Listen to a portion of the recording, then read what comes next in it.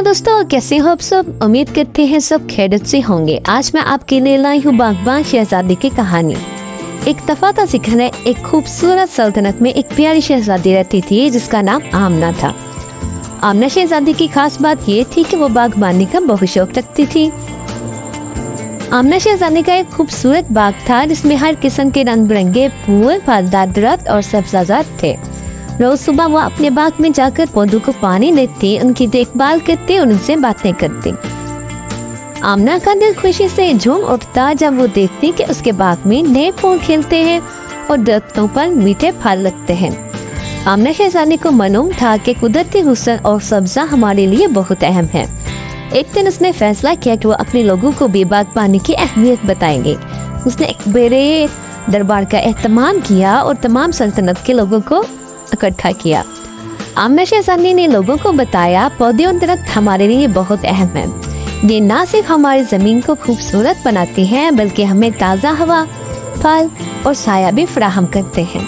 हमें इनकी हिफाजत करनी चाहिए और ज़्यादा से ज़्यादा पौधे लगाने चाहिए।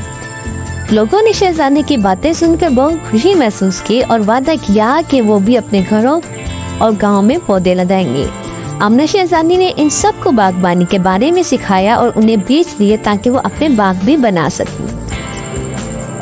वक्त के साथ साथ पूरे सल्तनत में हर जगह खूबसूरत बाग बन गए। लोग आमना शहजादी का शुक्रिया अदा करते और उन्हें कुदरत की खूबसूरती की कदर करना बताते। आमना शहजादी ने न सिर्फ अपनी सल्तनत को खूबसूरत बनाया बल्कि लोगों के दिलों में भी कुदरती हुस्न की मोहब्बत को जगा दिया। मेरे प्यारे दोस्तों, ये कहानी हमें ये सबक देती है, कुदरती वसाइल और सब्जी की अहमियत समझना और उनकी हिफाजत करना हम सबकी जिम्मेदारी है। दरख्त और पौधे न सिर्फ हमारी जमीन को खूबसूरत बनाते हैं बल्कि हमें ताज़ा हवा, फल और साया भी फराहम करते हैं। हमें ज़्यादा से ज़्यादा पौधे लगाने चाहिए और अपने इर्द गिर्द के कुदरती हुस्न की कदर करनी चाहिए। एक छोटी सी कोशिश से हम अपनी दुनिया को खूबसूरत और सेहतमंद बना सकते हैं।